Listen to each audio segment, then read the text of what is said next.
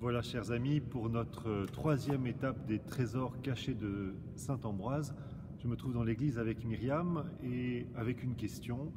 Pourquoi, en symétrique à la statue de Saint-Ambroise, se trouve une statue de Sainte Jeanne de France? Qui connaît Sainte Jeanne de France? Et pourquoi est-elle ici représentée de manière si majestueuse et si centrale dans le cœur de l'église? Bonjour, je suis ravie de vous présenter la statue de Sainte Jeanne de France, qui a été sculptée en marbre blanc par Louis Noël et installée ici en 1920. C'est un ex-voto de la Première Guerre mondiale pour remercier Sainte Jeanne de France de sa protection vis-à-vis de la paroisse.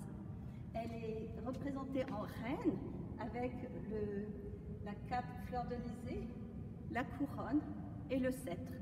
Elle est également représentée en fondatrice d'un ordre religieux, l'ordre de l'Annonciade, à moins que cette église représente le couvent de Popincourt.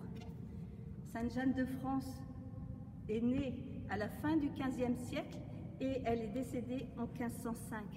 C'est la fille du roi Louis XI et de Charlotte de Savoie.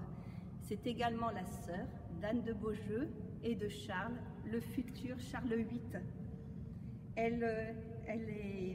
Lors de sa naissance, elle est fiancée à quelques jours à Louis d'Orléans, un cousin qui n'a que 2 ans. Née contrefaite, elle est cachée de la famille royale et va aller vivre à partir de l'âge de 5 ans dans le Berry, au château de Lignières. Elle sera très aimée par les seigneurs de Lignières. En prière, à l'âge de 7 ans, elle reçoit les paroles comme quoi elle créerait, fonderait avant sa mort, une nouvelle religion. C'est comme ça que l'on parlait pour un nouvel ordre religieux. Et à la même époque, elle choisit un franciscain comme confesseur. À 12 ans, elle se marie à Montrichard. C'est une union dynastique forcée et qui sera malheureuse, surtout du rejet du duc d'Orléans.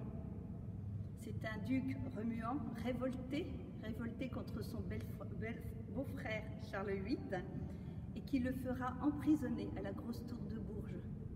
Jeanne de France, fidèle à son sacrement de mariage, viendra lui rendre visite régulièrement et essayera de le faire sortir de prison.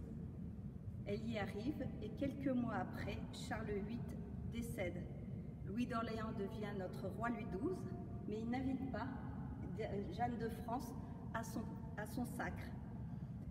Il prépare aussi des démarches pour se séparer d'elle et épouser la veuve de Charles VIII, Anne de Bretagne.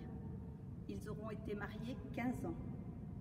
Jeanne de France reçoit en compensation de la séparation avec le roi le duché du Berry et elle arrive à Bourges en 1499. Elle deviendra la bonne dame de Bourges. Elle s'occupera des pauvres, essayera de gérer au mieux son duché, fondera des collèges qui existent toujours.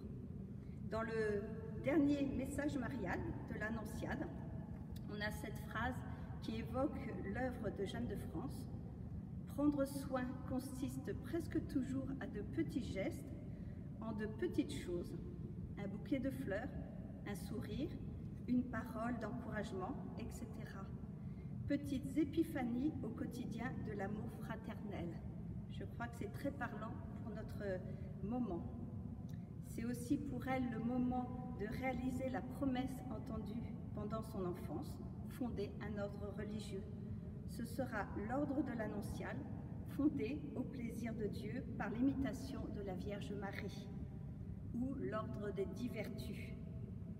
Peut-être que je vous en parlerai une autre fois. Considérant qu'elle avait un devoir d'État en tant que duchesse de Berry, elle ne prendra pas l'habit tout en pratiquant la vie religieuse. À sa mort, son ordre se développe. En 1636, une communauté annonciate s'installe dans notre quartier de Popincourt. L'église est dédiée à Notre-Dame de Protection. Ces religieuses sont obligées de quitter notre quartier à la fin du XVIIIe siècle. Leur chapelle deviendra une chapelle dépendante de l'église Sainte-Marguerite et en 1791, une paroisse. Le vocable est changé et ce sera notre paroisse Saint-Ambroise. La bonne dame de Bourges a été béatifiée en 1742 et elle sera canonisée plus récemment en 1950. Sa fête est le 4 février. Et pour terminer mon propos, j'aimerais prier devant la Sainte Vierge la prière écrite par Sainte Jeanne de France.